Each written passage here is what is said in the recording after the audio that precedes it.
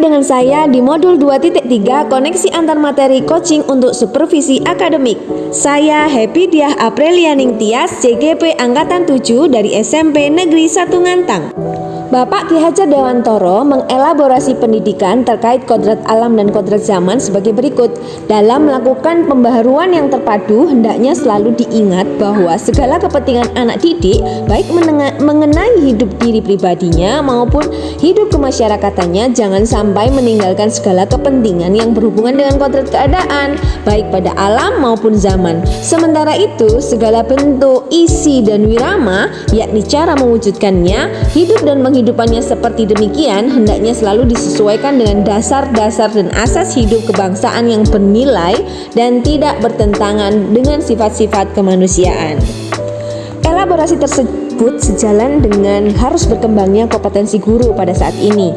Guru diharapkan memberikan kesempatan yang penuh pada murid untuk berkembang sesuai zamannya dan tetap mengutamakan kearifan sosial budaya Indonesia.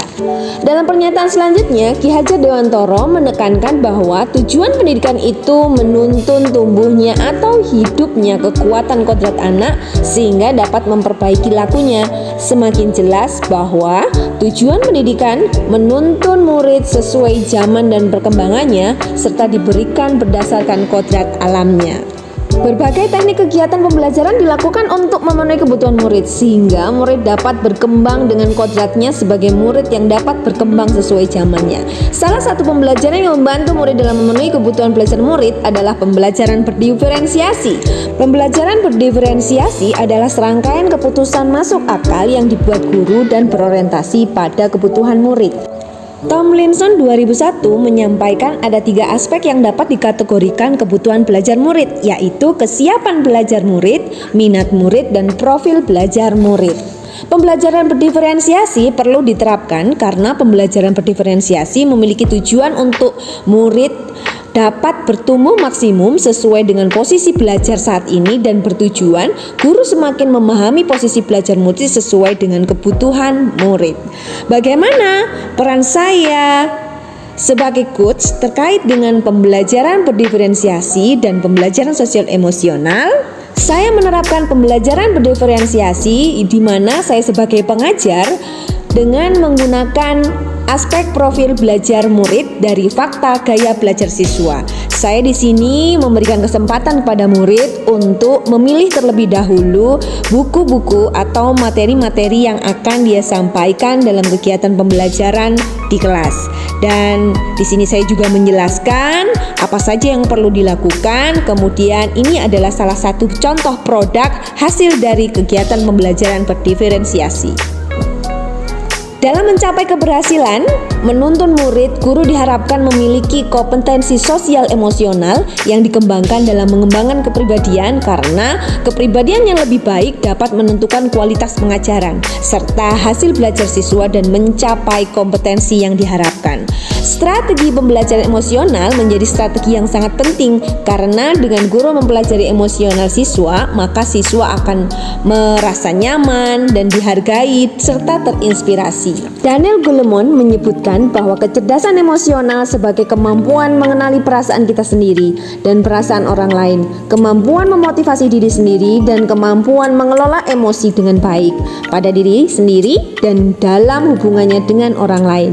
Keterkaitan ini jelas terlihat bahwa perencanaan pembelajaran yang harus dilakukan dengan memperhatikan perbedaan individu dibuat guru yang berorientasi pada kebutuhan murid sehingga siswa merasa aman, dihargai, terinspirasi, dan terwujudnya well-being murid.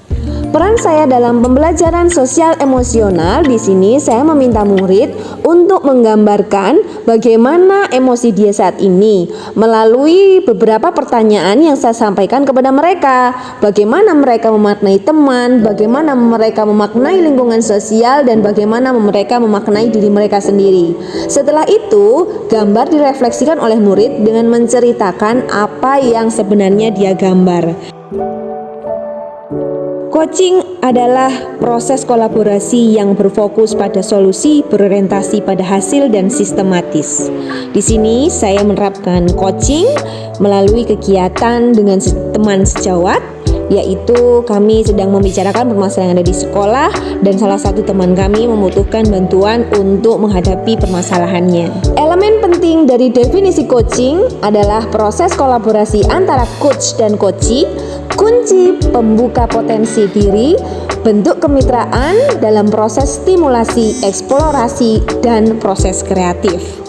Keterkaitan pembelajaran diferensiasi, pembelajaran sosial dan emosional, serta coaching untuk supervisi akademik adalah dalam mencapai well-being murid, maka penting adanya bagi guru untuk berorientasi pada kebutuhan murid dan menuntun murid dalam menggali potensinya untuk mencapai tujuan sehingga dapat memperbaiki lakunya.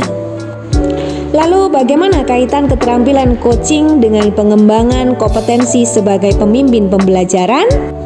Dalam prosesnya, pemimpin pembelajaran adalah tindakan yang dilakukan dengan maksud mengembangkan lingkungan kerja yang produktif dan memuaskan bagi guru serta mengembangkan kondisi dan hasil belajar yang diinginkan siswa. Guru berperan memberikan pelayanan prima kepada siswa agar mereka mampu mengembangkan potensi bakat, minat, dan kebutuhannya.